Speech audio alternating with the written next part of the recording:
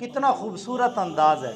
अल्लाह पाक फरमाता है, हबीब प्यारे हम तुझे किस्सा सुनाते हैं। पिछली आयात में फरमाया, हम ये जो नबियों रसूलों के किस्से बयान करते हैं तेरे दिल की तसल्ली के लिए।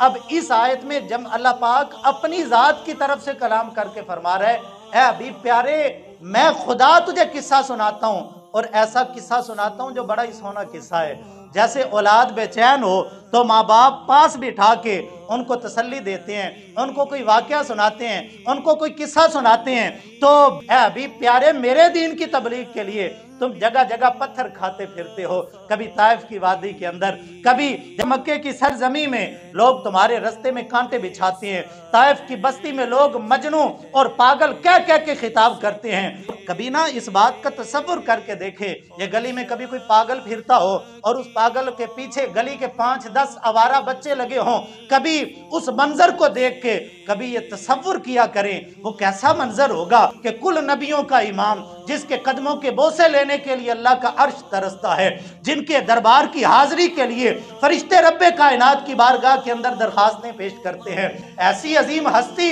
और ताइफ की वादी है, और लोग छोटे छोटे नाबालिग बच्चे हाथ में पत्थर पकड़ के मेरे मुस्तफ़ा के जिस्म अक़दस पे मारते हैं। कोई पागल कहता है, कोई मजनू कहता है, और फिर उस नबी का हौसला तो देखे अल्लाह रब्बुल इज़्ज़त ने कैसा क़ल्बे अथर मेरे मुस्तफ़ा को अता कर दिया।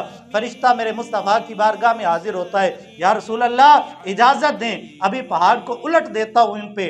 मेरे मुस्तफ़ा फरमाते हैं नहीं, मुझे बद दुआ के लिए नहीं भेजा गया, मुझे तो रब ने कायनात के लिए रहमत बना के भेजा।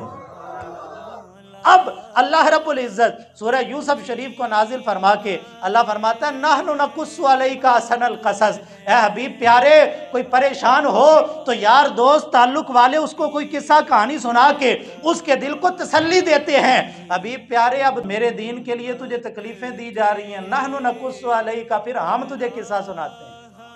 अल्लाह पाक कितनी मोहब्बत के साथ अपने हबीब सल्लल्लाहु अलैहि वसल्लम को कह रहे हैं, नहनु नकुस्सु अलैका, ऐ हबीब प्यारे ये जो जुल्म सितम कर रहे हैं इनकी तरफ मुतवज्जे ना हो, हम तुझे किस्सा सुनाते हैं।